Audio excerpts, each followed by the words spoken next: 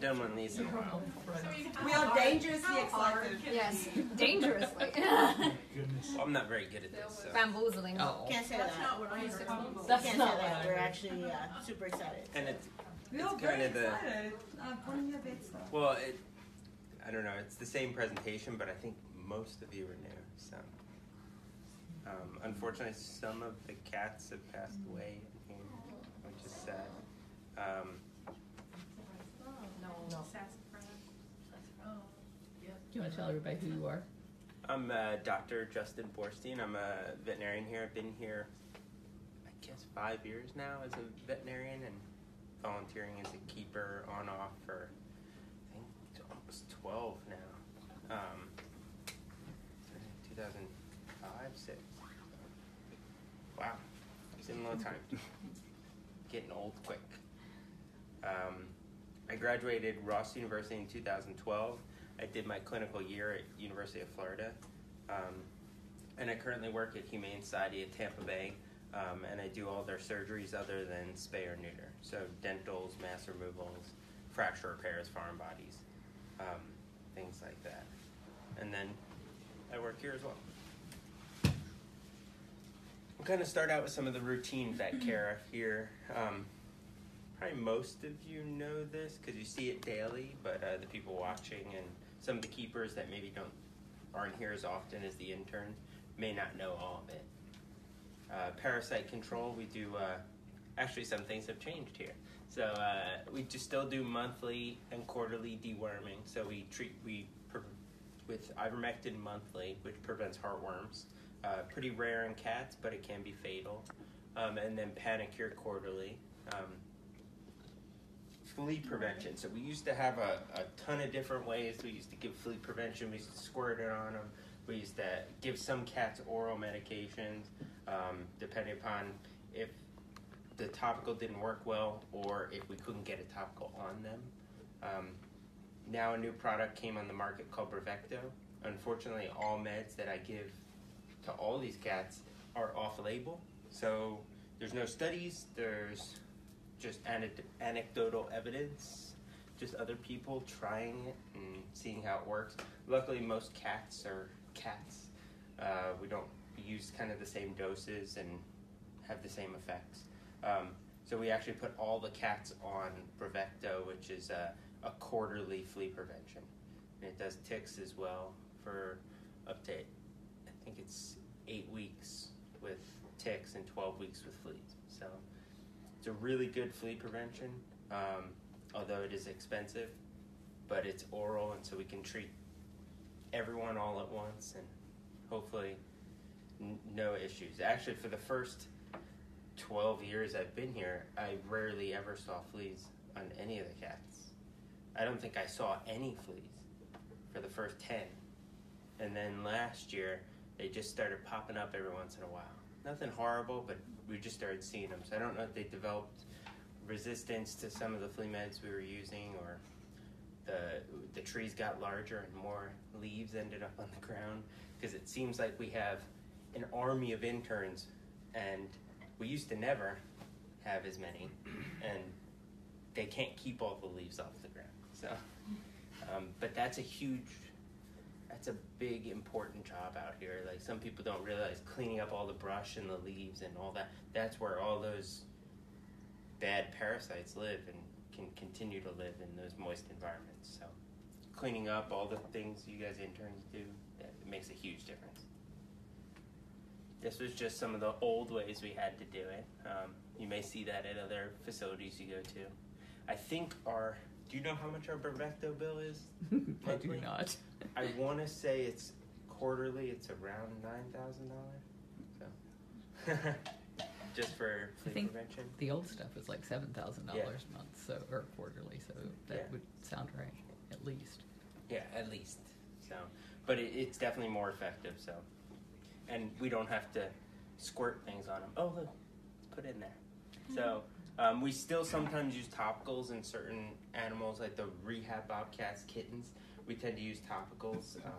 It's sometimes harder to get oral meds, especially actually in all the rehabs. Sometimes it can be harder to get oral meds in them. And then vaccines. We vaccinate all the cats out here every 3 years for rabies, and then we also do an FERCP, which is kind of a bunch of different viruses. I'd say the most important that we really deal with here is probably panleukopenia, which is just a type of parvovirus that can affect cats. They sometimes can get it from raccoons. Unfortunately, once again, all vaccines are off-label for these big cats, so even though they are vaccinated for rabies, definitely being a hands-off facility is really important, because if one of these cats bites or scratches someone, you have to treat it like an unvaccinated animal. And so, depending upon the situation, that could involve poor outcomes for the cat. Well, cutting their head off is a poor outcome Yes. for the cat. Yes, very poor. And to give you guys an idea, the state of Florida doesn't see the vaccine as being effective in any hybrids as well. So that includes Bengals, Savannahs, wolf hybrids, all those animals. They should be vaccinated. The state still recommends you vaccinate them, but the vaccination is not considered valid in them. So it's just, that's something to consider if you're ever getting one of those animals. They should be treated as an unvaccinated animal if they bite someone.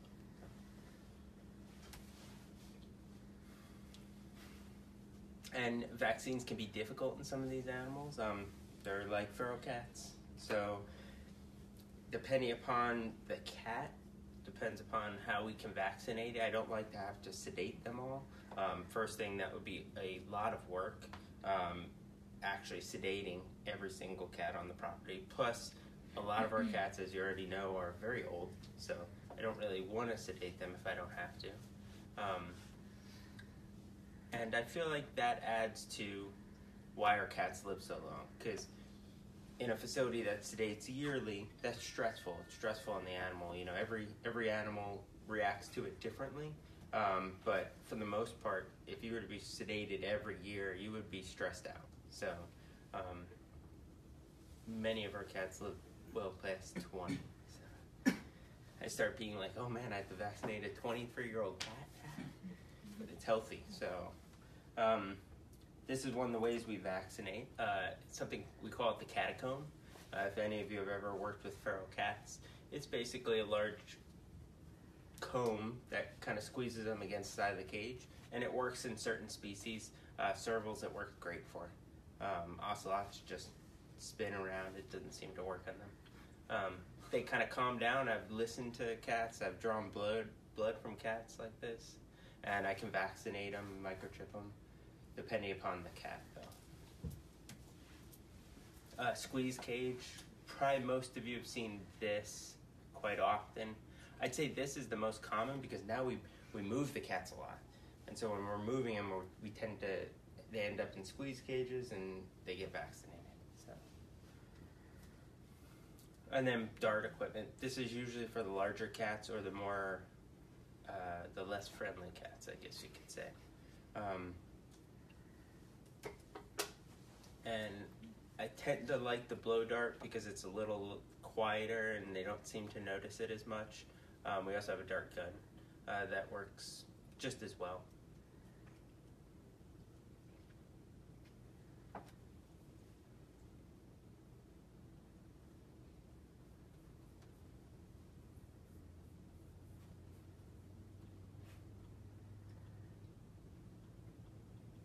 I don't know if the See if video you can get or... it in the middle of the screen.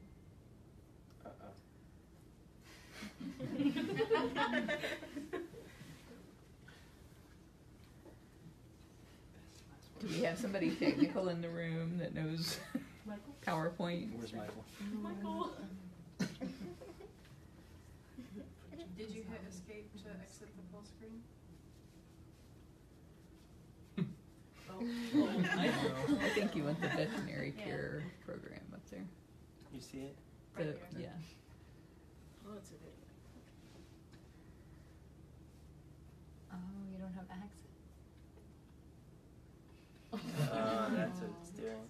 What year?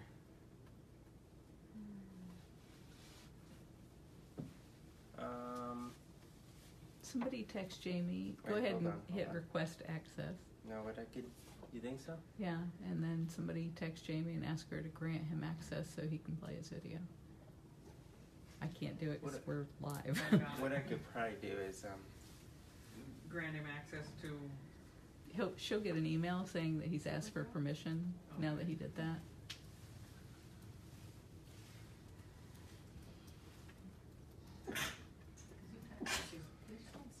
Oh, that's a good idea. Thank you. nope. Try videos.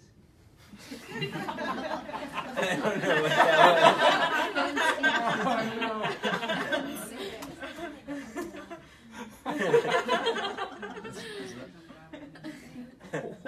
I don't think I want to know what popped up there.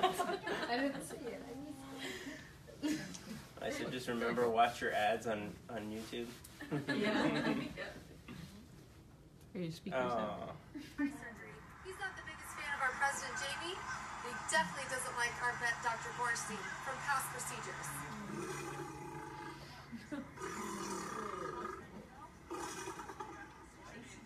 Some of you may have known Joseph.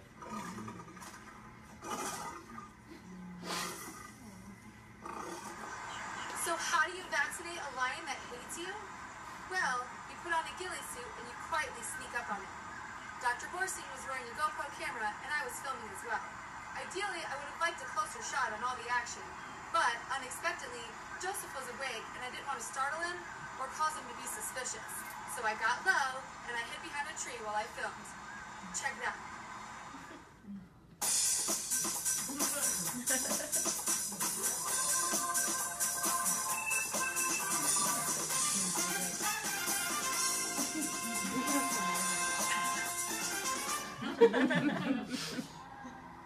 Ready? It's very fancy. Let's go do this.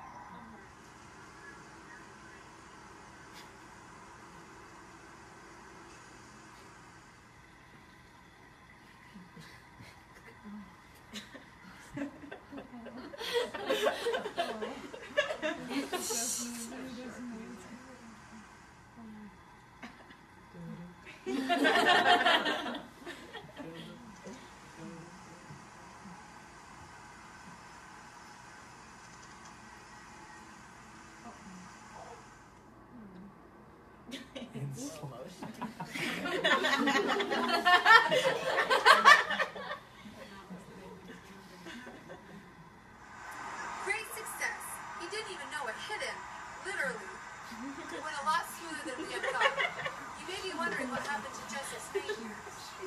When we sedated him for eye surgery, we noticed he had some skin issues. And it caused him to lose his mane. So we successfully treated those issues. So that's one way. I would say we're very lucky here that most of the cats are, I guess you could say, more tolerant. I think maybe up there where it says present. Okay.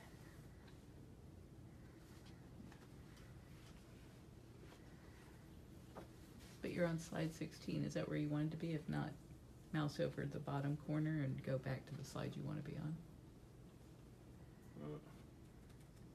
Okay, that's... There you go. There was a way I was I guess in that was the- presenter mode the last time, because now I don't have my notes. See a presenter mode? What about Maybe that it's drop here. down? Yeah, that's my notes.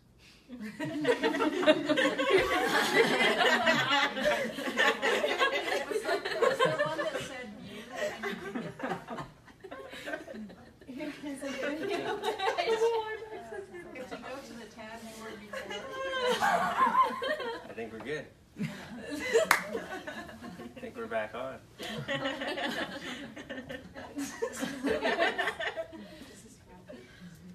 Yeah, and another way I vaccinate is sometimes we net them. If they're really old and we have something else we need to do with them, some of the servals and bobcats we've netted before and drawn blood, and then I vaccinate them. And a lot of the big cats I can just hand inject. So if someone is scratching them or operant, using operant conditioning or just feeding them, I can just poke them and they don't even notice. Actually, a lot of the bigger cats, I blow dart them and they don't really notice. They like kind of get mad because they feel the hit, but then they're like chuffing and they have a dart in them and they don't even care. So luckily, it depends on the cat for sure. And this has definitely made it much easier to do what we do out here. We used to never have a hospital on site. Everything used to go off site, and big cats were practically impossible to work up because we couldn't bring them somewhere. We brought Joseph one time to Humane Society because Humane Society actually has very large doors, and so we were able to get him in and out. Most clinics have regular sized doors, and to carry a big cat, you just can't get through those doors. And you can't get the cage up to the door, so you almost have to sedate them outside of the clinic and then carry them in, which is kind of scary. So we tended not to do as much with the big cats, but that was many years ago, and now we have a fully set up hospital it's changed everything. But that definitely comes at a cost because we have to stock a complete hospital for 70 patients.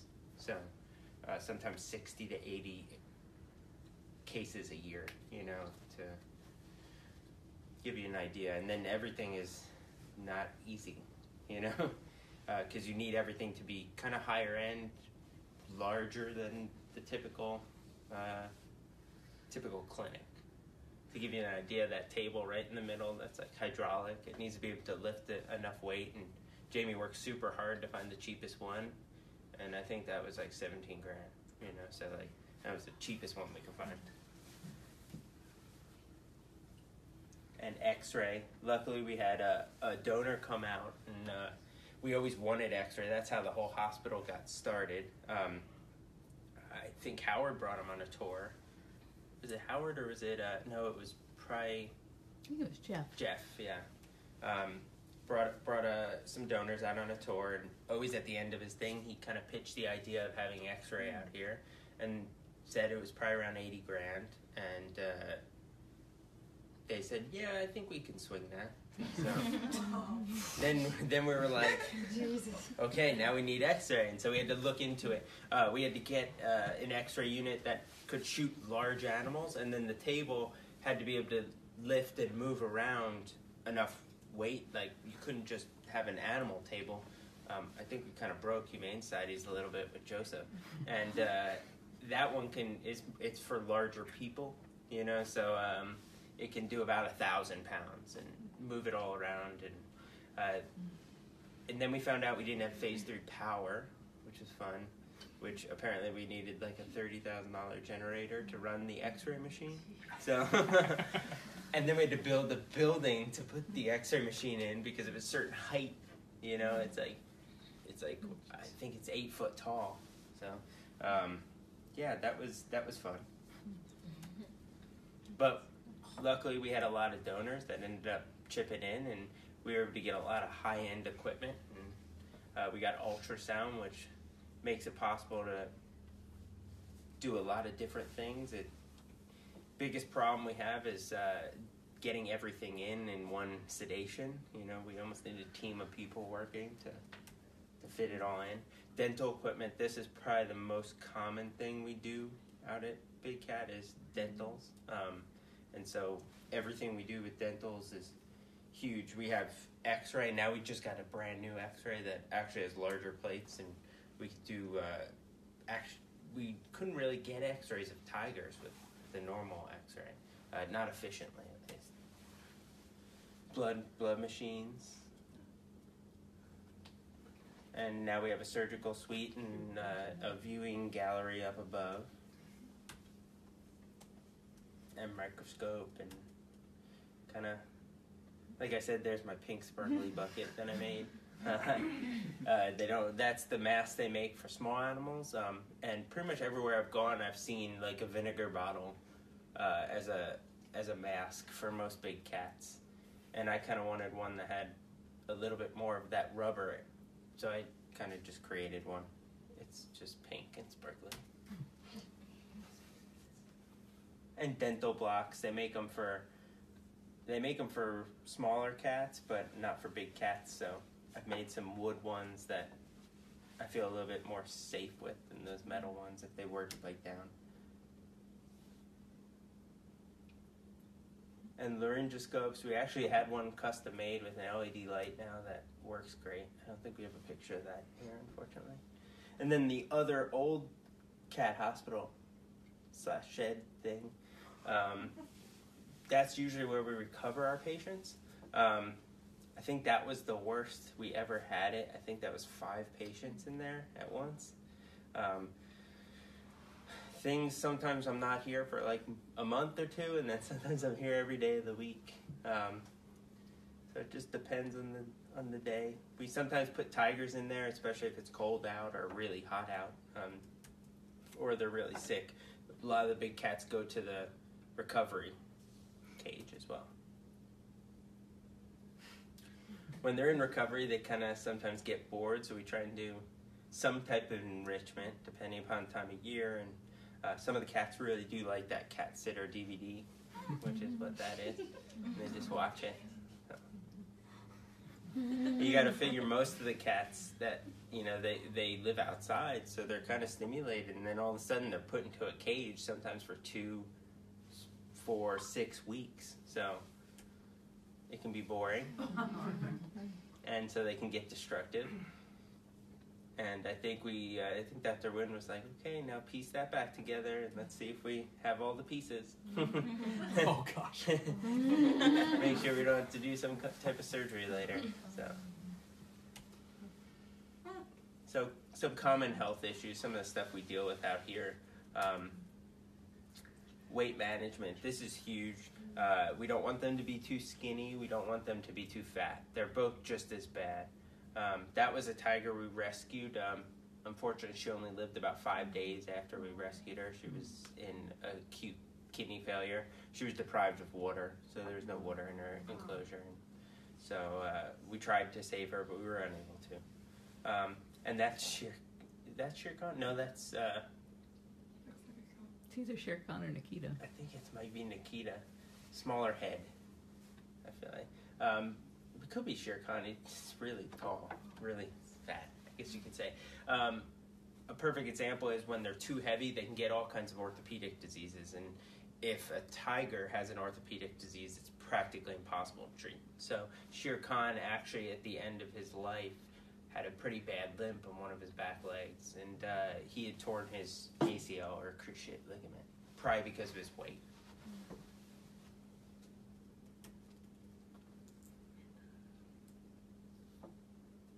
So balanced diet. You guys all know the diet we have out here.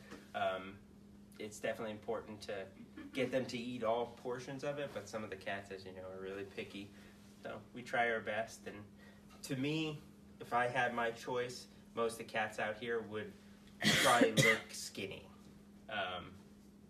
I tend to make them a little bit fatter than they should be, because I feel like the majority of the public, as a vet, when I tell them what their dog should weigh, they think it's skinny. What is an appropriate weight? Because a fit weight, you should be able to feel the ribs, not see them. And so they're going to have a big tuck. Like that cat is almost a little bit overweight. It's kind of approaching that. Methods of weighing. Now we have a large scale, which is really great because big cats that we get in the transport cage, we're able to pull them right up on that scale. And for doses of anesthesia, I can get an exact dose based on their weight, which before was 100% guess. I still guess on a lot of them that I have to sedate in their enclosures, but I think I get a better overall guess now because we weigh so many of them. And that's what most people are most surprised about, I feel like, is the big cats don't weigh as much as they think. Zabu is probably 230 pounds, you know, so give or take, depending upon how fat she is at the time. But yeah, a lot of the tigers are only about 250 to 350 at the most. Probably Seth is, I think, 400, I think he's approaching 400. And Nikita Lion's probably the biggest. If I had to guess, I'd probably sedate her at 450. So, hot spots. So I'm sure some of you guys have seen these already. If not, you're going to, because it's summer. As soon as the mosquitoes come out, we start seeing hot spots. Tends to be more in the African cats. So I see a lot of leopards, servals, and even some lions with hot spots. Just depends on how bad they are, how we treat them. Because unfortunately, we can't get rid of mosquitoes. I actually consulted with a dermatologist once, and they were like, "Can you just bring them inside?" No, it's a leopard.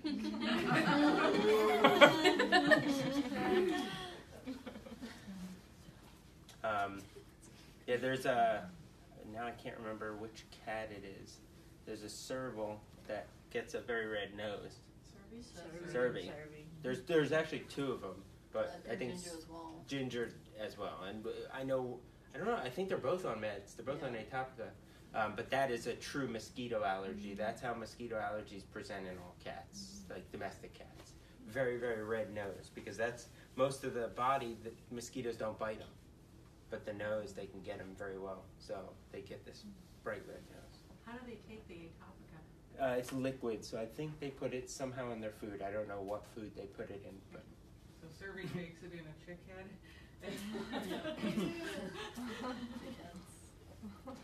but yeah, they do well on Atopica.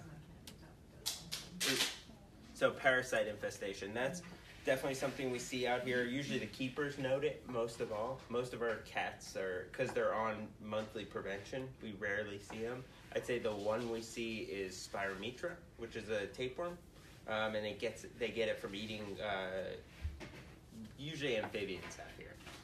If you notice, there's a frog in her mouth.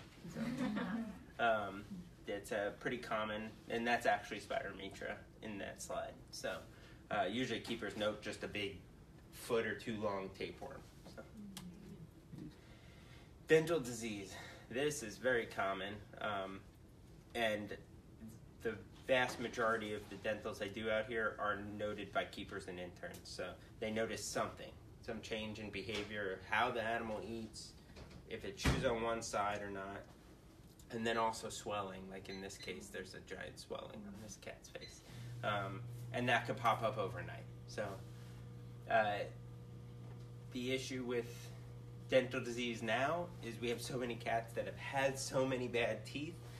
We keep a pretty good record on which cats have what, and because some cats may only chew on one side of their mouth because they've had all the teeth removed on the other side of their mouth, so or all their upper teeth removed, and so they need soft food, so they may chew funny because of that.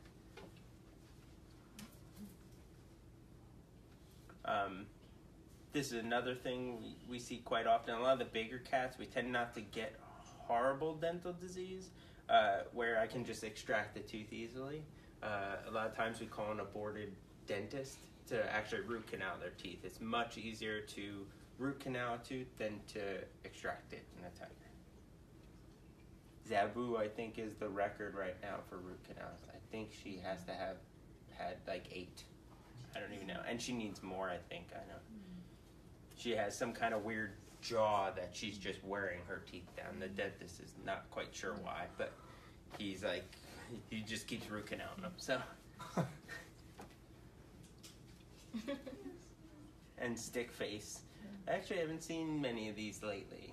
I think most of the, unfortunately, many of the cats passed away, or I removed all their upper teeth that made this occur.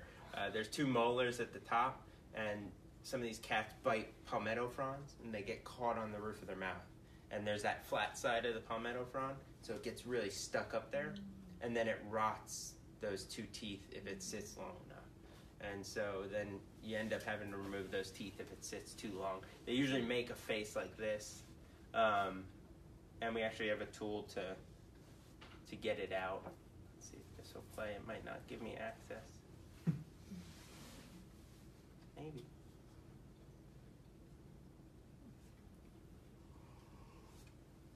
This is Moses. He was a chronic stick chewer. he has lost all those teeth now, so he doesn't get sticks caught anymore. I think because unfortunately what happens is if it's not caught early or it doesn't bother them enough, they leave it there. They can't get it off, and after it's there for a couple days, I guess they just get used to it, and if it's there for 2 weeks, 3 weeks, 4 weeks, it probably causes a ton of damage. So no, I don't think it's gonna work.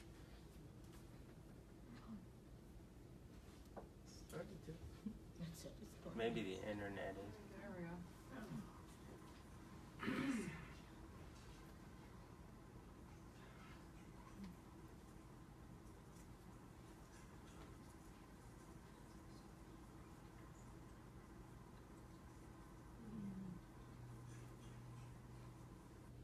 So he was a common one. And sometimes it just happens randomly in certain cats. I got a stick out of Nikita Lion's mouth.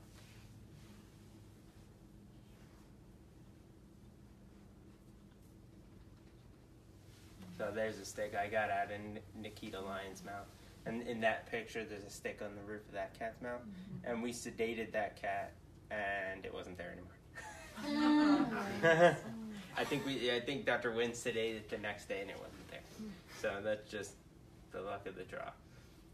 And then we have a kind of a bent spoon. We stick some meat on it and kind of just hit it on the roof of the mouth and hope you catch it. So sometimes you don't have to sedate them. It depends on the cat and how long it's been there.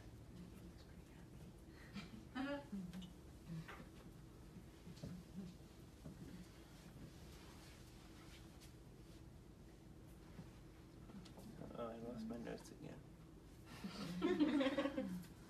It's like whenever I do a video.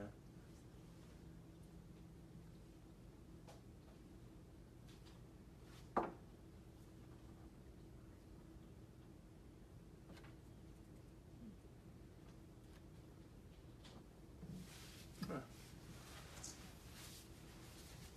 It says notes. You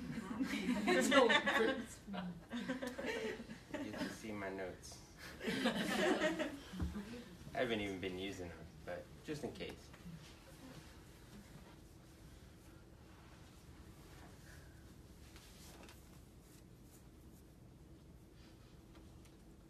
Renal failure. So most of you guys have probably seen this. This is probably 50% of the cats that pass away here, unfortunately, pass away from renal failure. Usually the first thing we see is an increase in water intake.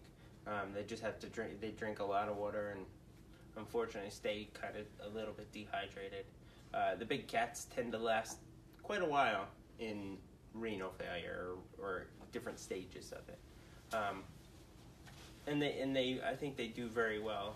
Unfortunately, the one on the left is end stage, I would say. All of them are kind of, once they get into 20, once they're about 20 years old, they all have some sort of renal dysfunction, but it depends on how bad it is. One thing we do is those sickles. That's really important. Gets more fluid into them, and plus it's good enrichment, so it kind of has two different options. We've done some sub-Q fluids in certain cats, but it's not something we tend to do unless it's very, very special reason, you know, or a cat that can tolerate it, because most of the cats out here can't. So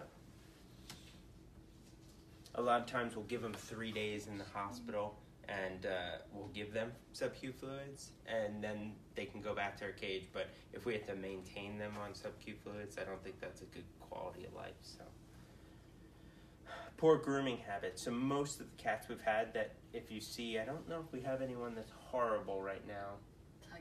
Yeah, that's it, I think. They have some sort of arthritis that causes them not to groom. This is what a normal spine should look like, and in this case, it's practically all fused.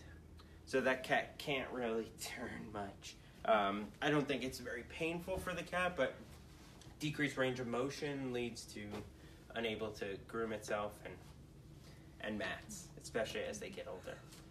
So certain cats we sedate every 4 to 6 months and just shave them. There's also some scratcher programs for certain cats, and sometimes if you could brush them enough, you don't need to sedate them, but most of the cats, it seems like, that end up with mats don't like being brushed. So, ingrown deformed claws. This is pretty common. Some cats just don't want to scratch for some reason, and then they end up growing their claws into their pads. And then, unfortunately, some cats have bad declaws. And if they have bad declaws, in this case, they just grow funky, and they just will always grow without re-declawing them. Unfortunately, a lot of the cats we get are like 18 years old, and I don't want to re-declaw them at that age. And we try and trim them. I think that was, I don't remember which sand cat that was, but we had to sedate that sand cat every 6 months or a year to trim the claws, because it was Canyon, yeah. Because that cat always, we tried every kind of scratching post and didn't care. He didn't want to scratch. I don't know, you guys probably didn't get to see sand cats, but they have like super cute feet. Like they have all this hair, and it like completely covers their pads. I don't know. I don't know if it's true, but I've heard that it's to protect their pads from the hot sand. So. This is Ryza, and Ryza had a really bad declaw. Unfortunately, whoever did it, if you look right here, see this right here? They should have removed that whole last digit. It's kind of like our first digit, and you should disarticulate it because that's where the nail grows out of. Whoever did this probably took a pair of tree trimmers or nail clippers and just nipped off the ends. And so, yeah, when it was a kitten, most likely. And unfortunately, if you don't get all of that material, then you get claws growing back in weird ways, and it's definitely uncomfortable. So. Luckily, none of her claws are that bad that it makes her limp. She limps because she has bad arthritis in her wrists from being declawed. So, kind of is all related. But.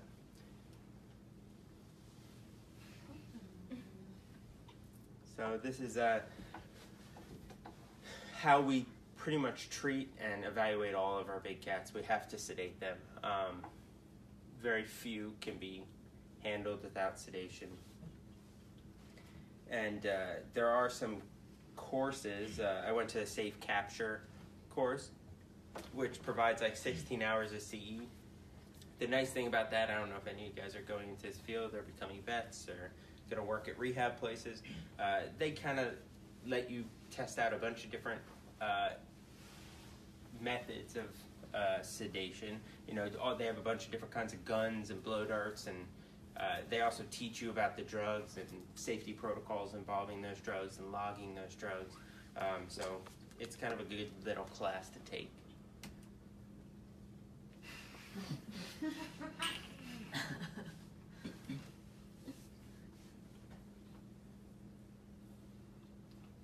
I don't think it's gonna work.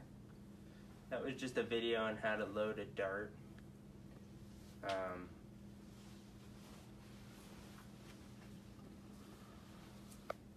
Anesthesia and monitoring. So this is definitely very important. Most of these cats, we don't know what's wrong with them when we sedate them, so we give them large amounts of drugs that affect their heart and blood pressure and everything. And they could be very sick. And so monitoring them while they're under is incredibly important. Cases. So who are we going to start with? Tonga. You guys all know Tonga. Tonga had this little divot on his nose for like years. Never really knew what it was. It never really changed or anything like that. And I think he used to attack the side of the cage for something. What was it that he used to do? He used to do something. He'd scratch his nose every once in a while on the cage. And then it all of a sudden, it seemed like it got infected. And this was, I think right after I graduated, Dr. Wynn ended up taking a biopsy of it because he didn't respond to any antibiotics. This was after a significant amount of time, I think after the biopsy and everything like that. And it ended up coming back as something called squamous cell carcinoma, which is a cancerous type of tumor. We brought him to Blue Pearl in the area, and they did a CT. The CT showed it didn't really invade very far, and so Jamie unfortunately had to kind of make the decision whether she should take the nose off or not. That was the only option, is a total plenectomy, which is removing the nose. And she was kind of on the fence, and then it was very, very traumatic looking, as you guys see now. But the surgeon gave him, it was in 2012, gave him 6 months to a year. And he's going to be in August 6 years post. So he's actually done very well. I don't think I've seen any negative effects from taking off his nose. I think 2 years out, he had one little weird spot on it, and I think some kind of bug must have bit him real bad or something, because it resolved in like a couple days. So other than that, done very well. It's just a little bit disturbing.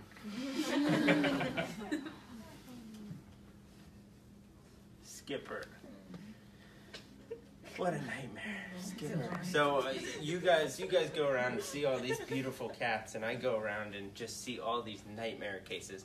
So that's all I see. Like, I mean, luckily most of the tours I do are vets, so it's like they're interested in what I have to say.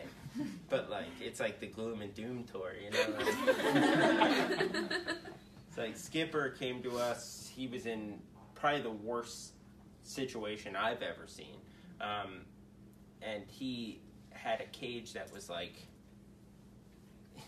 it must have been like 5 feet by like 7 feet. Like, he could jump off the walls, you know, and he pooped all on top of his den. There was nowhere to poop, and I think he had really bad hookworms. And so I always wonder if he has some kind of colon issue, like megacolon. It's too large, and he chronically got constipated. And I think maybe the hookworms kept him from getting constipated. The chronic worm burden. We tried to deobstipate him, which is remove the feces, but it was very, very firm. We gave him multiple enemas, didn't work. We had to go back, I think, 4 days later to try again. And after that, he had some weird kind of gas bubbles up near the top. It made us a little bit nervous, and did some blood work. He had a little bit of an elevated white blood cell count. So we ended up deciding to explore him. So when I opened him up, he had something called a septic abdomen, which is he has some type of bacterial contamination into his abdomen. My best guess is either me deobstipating him or just from chronic straining, because he was constipated for almost 2 weeks, despite being on huge amounts of lactulose and everything like that. We didn't see any sign of a torn colon or any kind of rupture. I cultured it, sent it out, flushed them all out, and then he had to rest in the hospital for, I think, 2 weeks. It took about 9 days for the culture to come back, 8 days, and he ended up having a very resistant bacterial infection. It required injections daily for like I think 14 days. The problem with that is he'd already been on 2 antibiotics for the last 8 days trying to deal with it, but they were not the right antibiotics, because he required a very strong antibiotic. So he ended up dehiscing his incision. So then I had to go back and take all the dead tissue out and resuture him up. And then he had to spend, I think he ended up spending another 3 weeks in the hospital. I think he ended up I think it was like 6 weeks in the hospital. I don't know. It was so long. And he had to get squeezed every day for his injection because he was not nice. And oh God. And then like we let him out, and as soon as we let him out, if this video is not going to play, but he had like he had this issue with his back leg. It was like kind of collapsed, and I think it was just from him being probably in a sitting position for so long in a cage, and he can't really move around. But he ended up doing very well and resolved. And it's been, I think, 4 years now, and he's been doing well. So it says 2 years, but I think it's 4 now. Apollo. So Apollo was ADR, ain't doing right. He's uninterested in food and hunched in the bushes, and there are flies swarming him, and he's 18 years old, and so we, of course, think it's something really bad. And I felt a firm mass in his abdomen. We shot some x-rays, and you could definitely see it, but it looked like it was in his stomach, but it was very, very firm and scary feeling. And so I gave the option I could just explore him and look to see what it is, and if it's a tumor, we can euthanize him. If it's not, we'll go from there. We explored him, and he had enrichment stuck in his stomach. Oh, no. He was given a tube, and somehow he ate the tube perfectly, and it just got lodged, and it's stuck, and T-blocked. So no more enrichment for cats like that. Certain cats eat all the enrichment, and that's never good. If you see a cat eating lots of enrichment, definitely let the keepers know. Even though a lot of the stuff can be broken down, and they should be able to pass it, and cats sometimes get enrichment like this every week for 15 years. Yeah, exactly. 18 years doesn't have a problem, but one time it's just bad luck. So just noticing something. That's why we don't use any kind of wrapping paper. It's always like a felt kind of paper. Stuff that if you put it in water, it like dissolves. Most of these things, even cardboard tubes, kind of dissolve in water. This was just an unlucky chance. Moses. This was a nightmare case. Whenever Jamie's favorite cat, I know it's going to be like just horrible. It's just going to be something so bad. Moses, he got a stick caught on top of his mouth, like I was telling you about. And I ended up having to remove those upper teeth because you could see it sat there for a long time, and it caused a big kind of gap between those teeth. When we x-rayed those teeth, they had abscesses and cracked roots, and they all had to go. So he lost all his upper teeth, and we noticed a mass on his back foot, which we didn't know but was there before. It was rather big, and so I took a biopsy of it, and it came back as something called the fibrosarcoma, which is a very bad mass. And how big it is and where it's located, it really needs a ligand to get good removal. It's 50% limb. And sorry if you guys, if you're grossed out by blood, the next slide might be a little gross for you. All right, so once I decided to try and remove the mass because it was possibly growing very slow. He's an older cat. I don't want to take his leg off, so I'd rather just try and remove the mass. The problem is I removed 50% circumference of his limb, and closure is impossible. And so I came up with the idea to steal his 2 lateral digits. So I amputated his 2 lateral digits, and I stole the skin off them to close the defect. Something called they call it a phalangeal fillet. And then, so I wrapped them around backwards. Here we call it a toe patch. To give you an idea, this right here, it looks like black a little bit. That's one of his toe pads. So, up there. So I bandaged that for a couple days, and he ended up doing really well. You guys see him running around. I can't see it coming back. Actually, we sent it out, and it came back as something called a synovial cell sarcoma, which is even worse. And synovial cells they're surrounding joints and tendons. So to really get rid of a synovial cell sarcoma, you kind of have to amputate that area. So I don't know if it was misdiagnosed or just is big cats. Obviously, there's no studies, so maybe tumor cells look a little bit different, and they made a mistake they changed it from the biopsy. So hopefully it doesn't come back, but if it does, it's very slow growing because I think It's been a few years now. it's been at least a year, maybe 2. So I think there was a date on it when you went back, like 2017. Yeah, last year. Oh, Yeah. You're right, a year.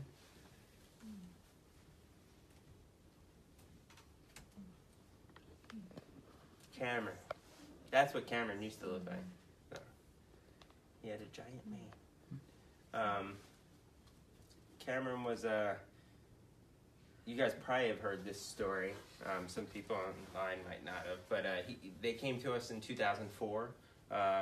They were kept separated when we first got them, and Cameron had a vasectomy by a previous vet that used to work here. I was only 3 years out of high school at that point. So, then they were reunited. 2 years later, he became more possessive of Zabu, and we ended up spaying her. Whenever she'd go into heat, he'd get more aggressive. And he did rather well for a while there, and then 7 years later, he became very, very possessive again, and keepers couldn't approach the enclosure, and we discussed it and decided the best option was to just neuter him. Which I think a lot of people were sad for him to lose his mane, but I always say he might have lost his mane, but he gained happiness. He used to never play. He used to never lounge around as much. He was just more intense in general.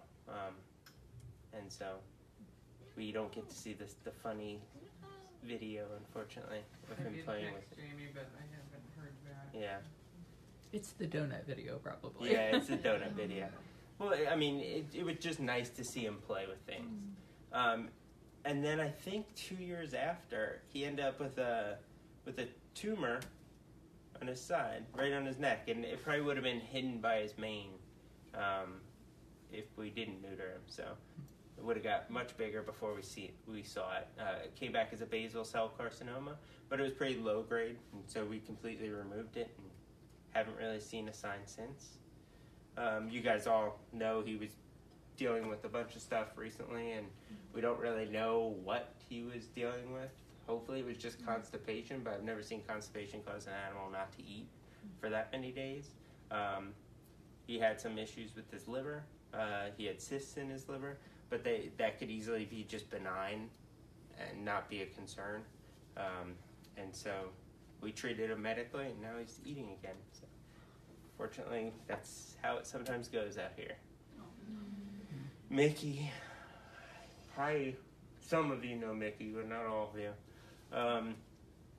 He was kind of a sad case. I don't have the videos, unfortunately, but he came with really bad torn ACLs to the point where there was no cartilage, there was no meniscus, there was no tendons, nothing inside the knee. It was just bone on bone. It was literally bone on bone.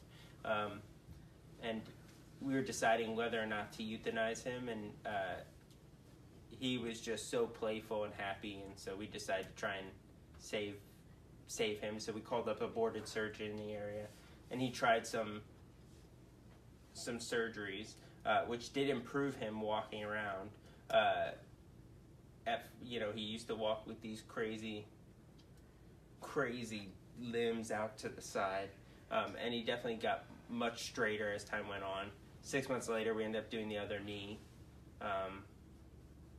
and unfortunately, his first knee kind of fell off the back of the tibia, just because those tendons were so loose that you could just move his knee in 360 degrees, and he walked better with it like that than he did with it normal. So, unfortunately, he kept getting worse and worse, and then he ended up with a wrist issue, probably from putting too much weight up front, and his quality of life decreased. So he had to be euthanized, unfortunately. And Joseph. This was just a really cool surgery that I definitely like to highlight. I like being able to help the animals as much as we can and do the best we can for them.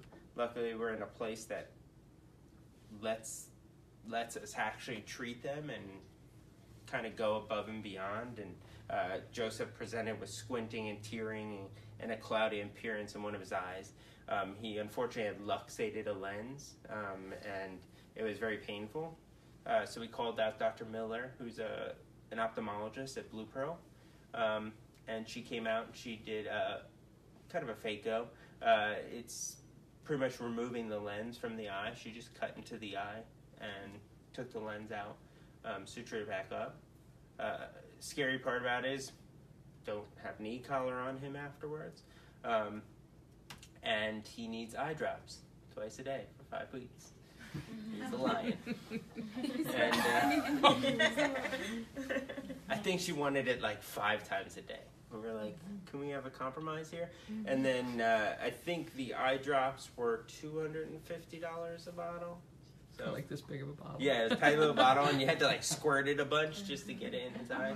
Because it's the same eye drops that they would use for cataract surgery on humans. So What is luxated? the lens sits in the middle of the eye. It's kind of like a round, clear ball, and somehow it just came out from some reason.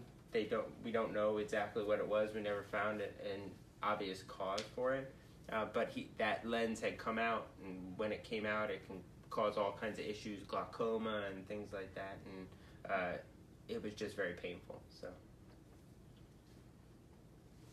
I know you guys wouldn't even know Zeus. Zeus had a luxated lens and used to see it in the front of his eye. It was not a painful one, though. It was one that wasn't causing issues. It wasn't making the eye angry. So it wasn't worth trying to take out. So this one was making the eye very angry. So it needed to come out. Unfortunately, 3 years later after this, he passed away. And he passed away from pancreatic cancer. So.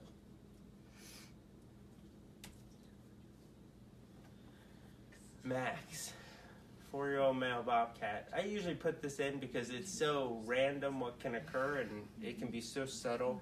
I think a keeper noted him standing a little funny one day in the cage. I like the middle picture because it's kind of hard to see, but he's got a lizard under his paw, which is probably how he did it. He was limping when we sedated him. He somehow had ripped one of his toes off. So, kind of a declaw. Luckily, it wasn't that bad. I scrubbed it up. I just sutured him up, and that was the end of it. But, they can easily injure themselves in their enclosures. They're wildcats. They're in a cage, and fortunately, they could do the same thing in the wild. They just don't get treatment for it. And in this case, it was a quick fix, and he was out running. That was actually on one of my tours when we saw that happen. He had climbed the cage after a bird, and someone had asked me, what fell off the top of the cage? And then after that, he had been limping, and he went, I believe, the next day. Ouch. It was. Saber. So Saber, an intern actually noted this, Cody, one of our past interns. He saw a bump under Saber's chin when he was just walking by taking pictures. It got a little bigger at that point because now it's huge there. We took a biopsy of it first, and it came back as, like a needle aspirate of it, and it came back as it could be nothing, but maybe it's something bad. So we ended up taking it out. It did come back as a fibrosarcoma, which those can be bad. And luckily, it never came back. I think he made it to, well, how old is he? 25? So, Nala. It's another nightmare. So, Nala, same as Max, younger cat, more energetic in the enclosures and chasing things, and presented as hiding in the enclosure, and they didn't know exactly what was going on. And they thought she was maybe limping or holding up a leg. So we sedated her. Oh. Oh, that's so sad. That's a good video. That's got everything in it. What happened? Look how it looked. Look it up again.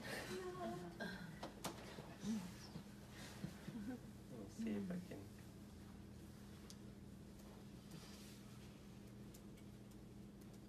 If you you go to youtube.com and type in Nala, there's probably not that many videos about her.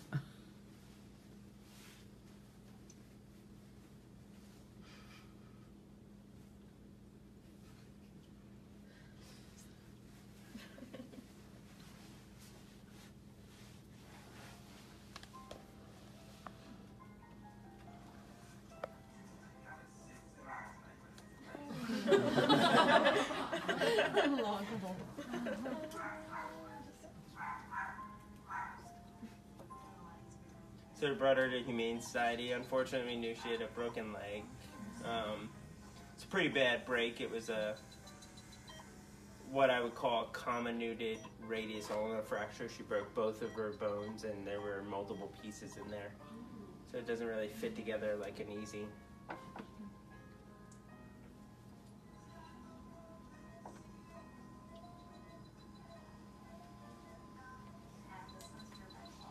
Sorry if you guys are grossed out. You might want to look away. You can add it to your cage talk.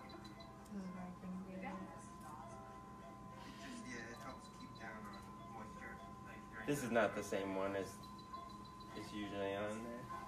This one's much longer.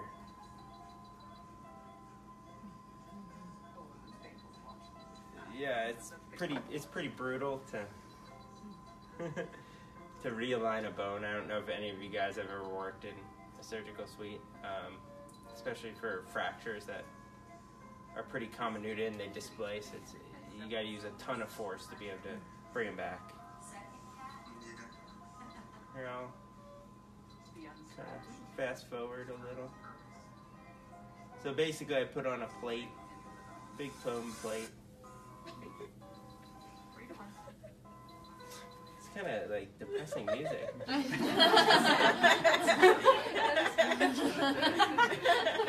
I think it'll show an X-ray of it. So, see, there's the bone plate. So you can see there's a bunch of little pieces in there. The scary thing is almost right away, probably just 2 days or a day later, I mean, you can see even just at this point, she barely has a limp at this point. And so she just wants to use that leg, which if you break your leg, someone says, don't use it for 6 to 8 weeks, and so you don't use it. They immediately use it.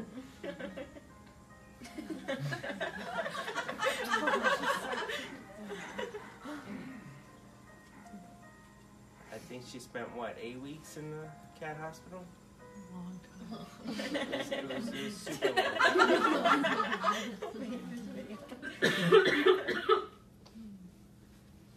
It's a very, very long time.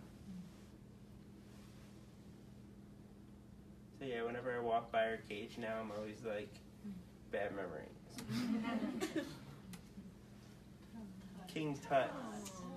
So that's what Tut used to look like. He looks so fluffy. He looks so much different now. Yeah. He looks like a different cat.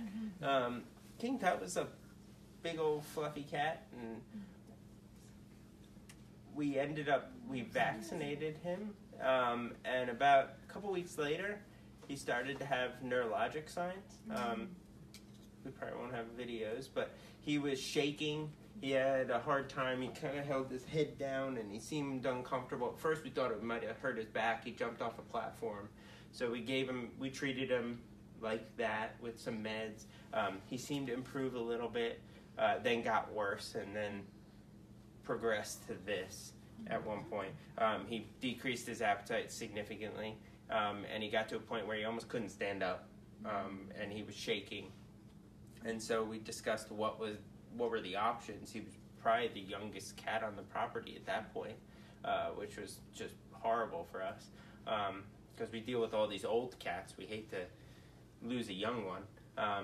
So we ended up getting, I brought him to get an MRI of his brain and back, and then I also did a CSF tap to kind of try and figure out what's going on. We obviously knew he was responding to steroids a little bit. The unfortunate thing is we had to stop his steroids in order to get the CSF tap to see what was going on. That's a spinal tap. Yeah, sorry, a spinal tap to get some spinal fluid, and we sent that in.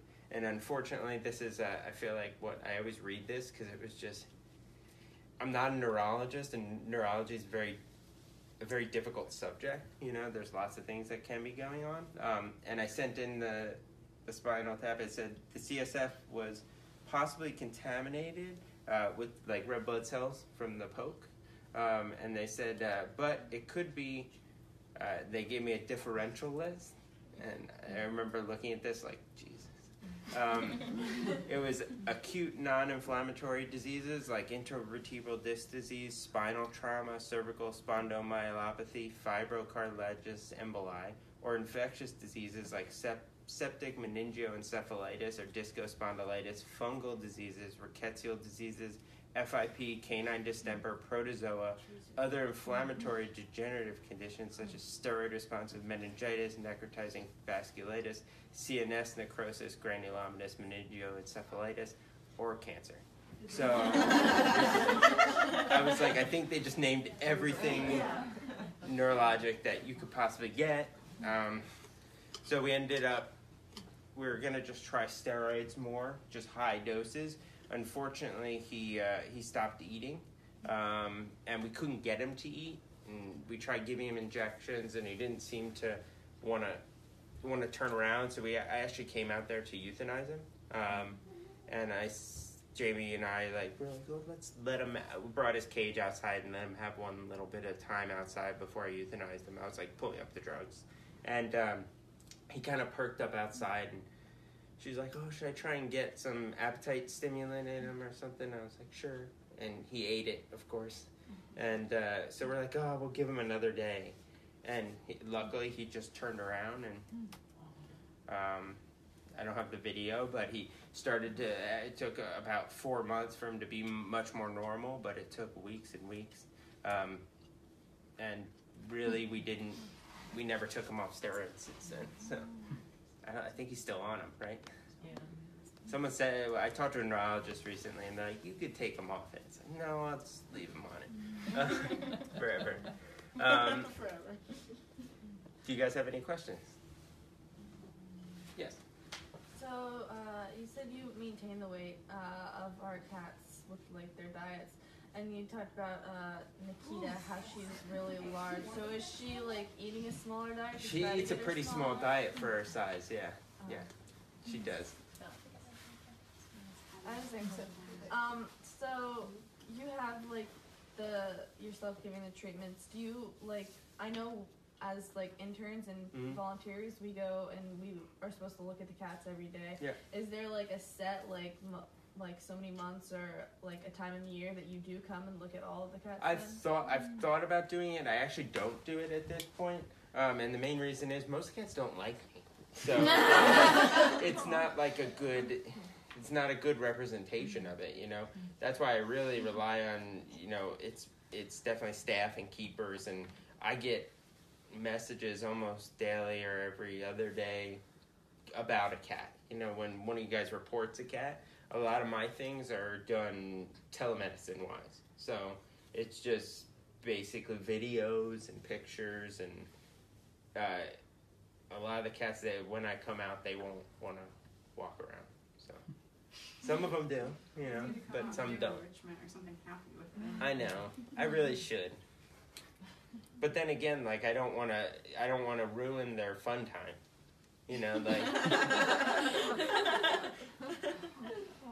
Like, yeah, they want the enrichment, but they're like, oh, that asshole needs to give it to me, The one that throws needles at me.